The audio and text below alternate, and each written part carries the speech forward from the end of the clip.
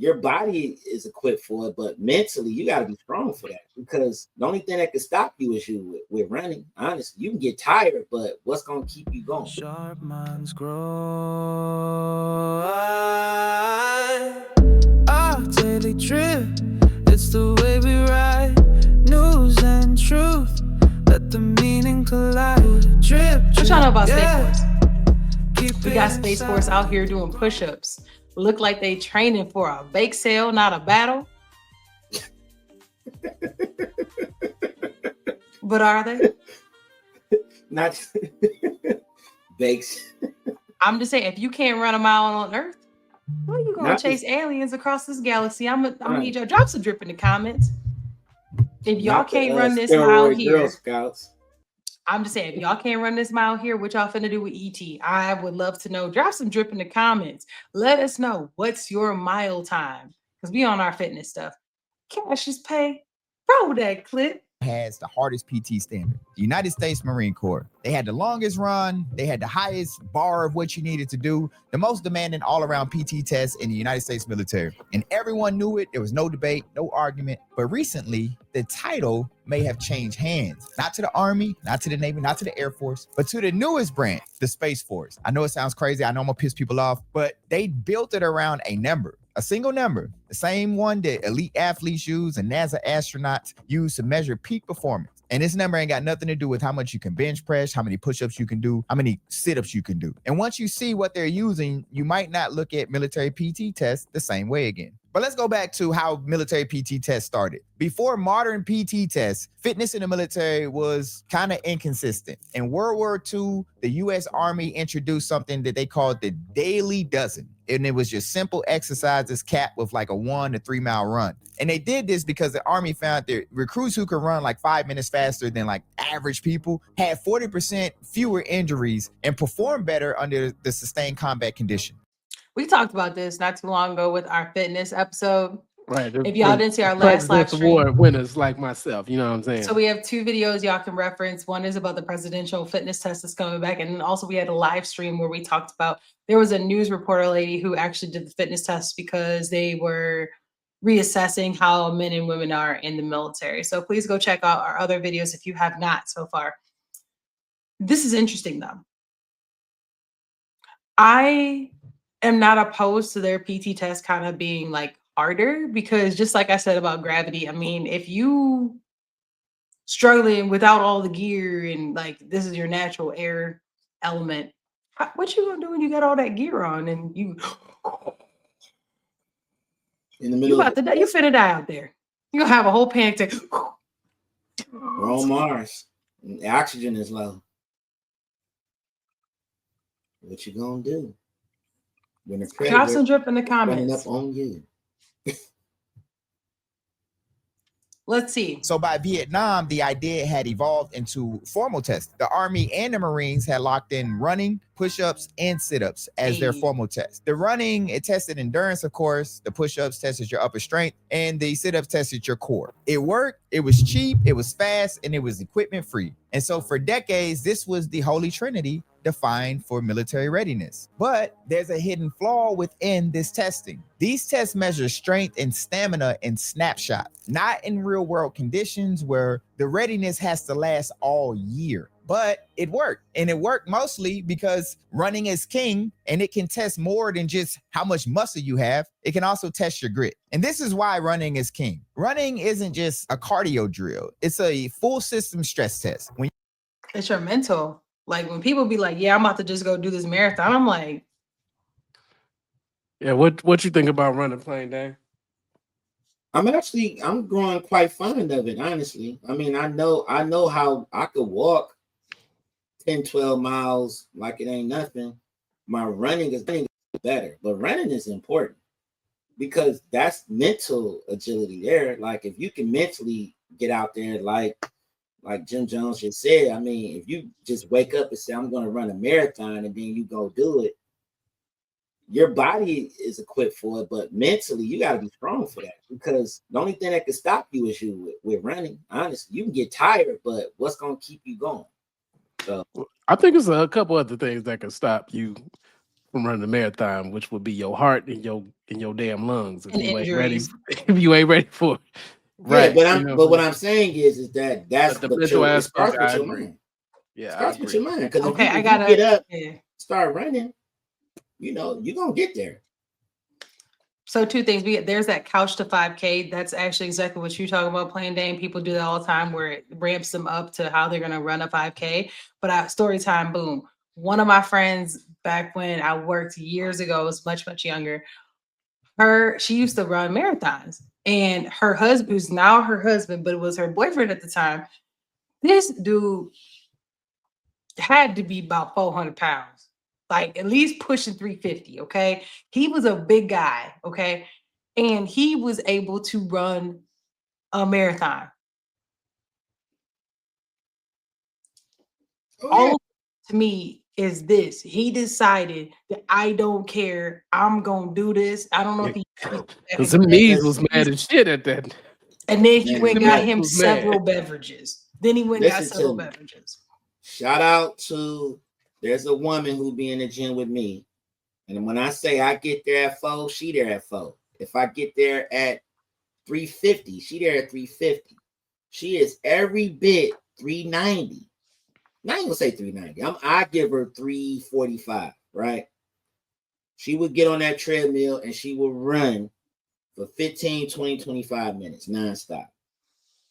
She'd get off, and I mean, the first time I seen her do it, and she noticed me looking at her, she got off, went in the mirror, and started crying.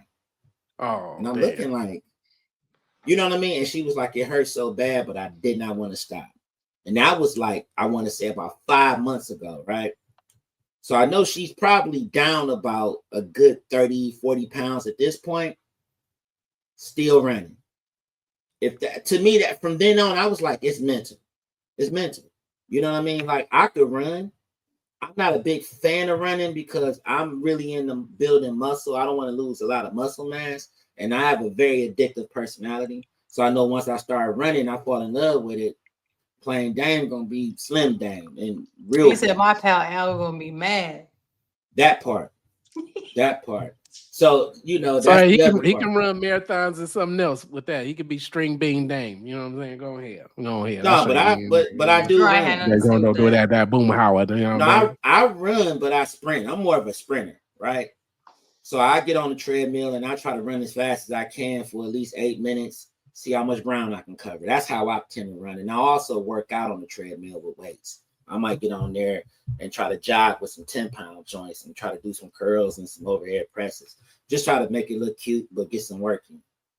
So I admire runners. If you can run, that's you still doing whatever that story is. I know I always mess it up, so I'm not gonna disrespect you this time because I've done that in the Who, past. me? No, it's whatever fitness you call it. Whatever it is. Oh, Fat Boy Fitness. Okay, there we go. Not really.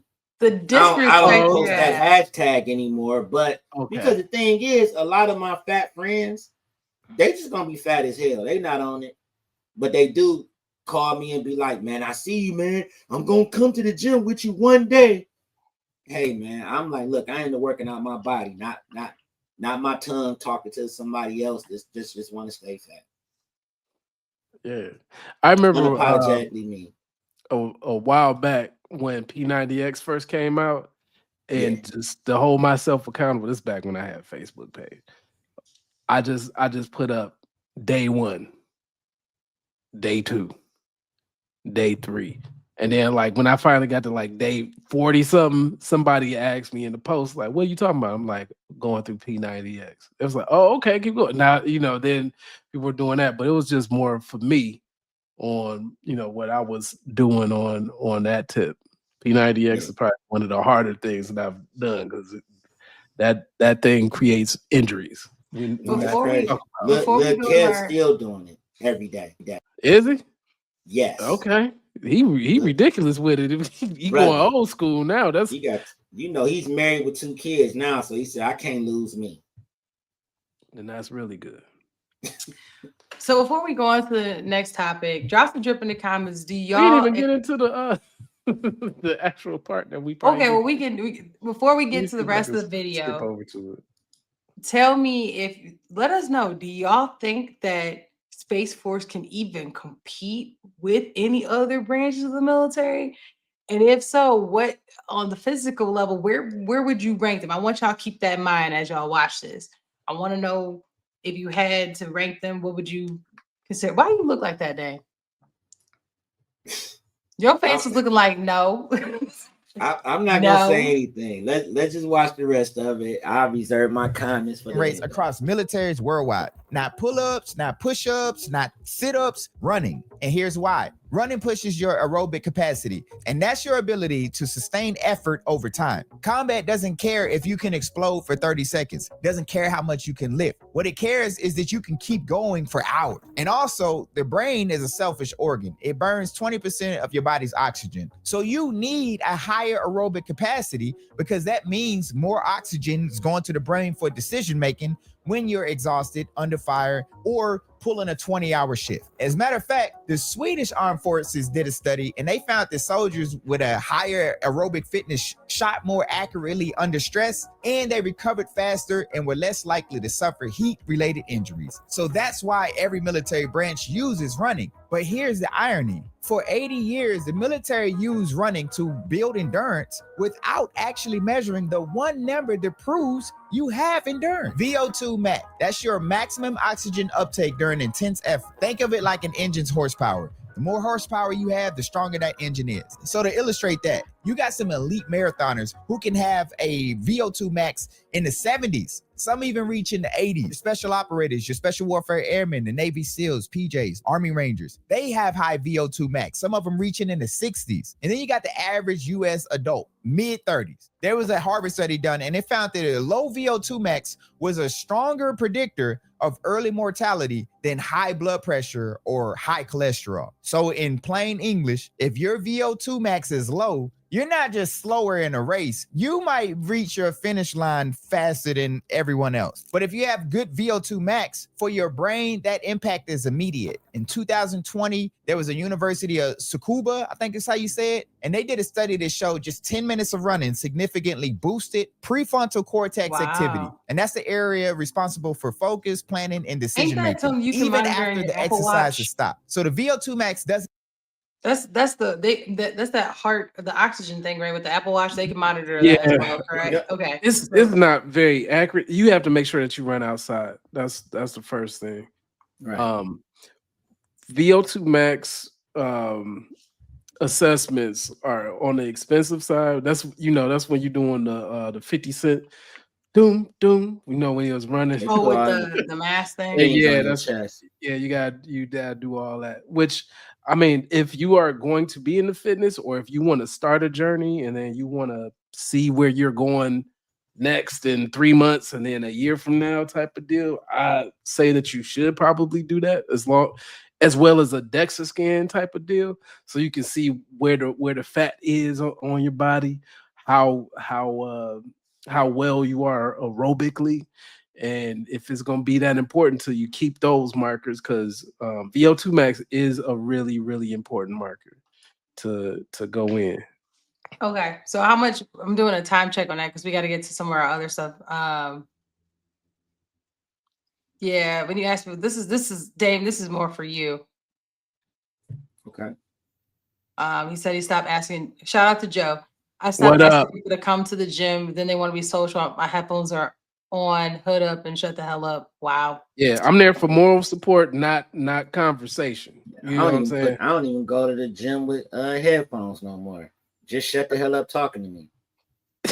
I keep headphones on because I need mine. Mine is off because I can talk to you while I'm doing whatever I'm doing. If I'm